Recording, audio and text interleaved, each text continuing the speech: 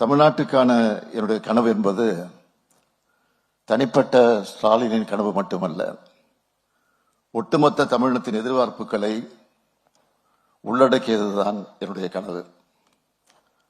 நூற்றாண்டுக்கு முன்பு திராவிட இயக்கம் தொடங்கப்பட்டதிலிருந்து தமிழர்கள் காண தொடங்கின கனவு, அதை நோக்கி எங்களுடைய பயணத்தில் கடந்த 5 ஆண்டு காலம் என்பது பெரும் பாய்ச்சலை கண்டிருக்கு.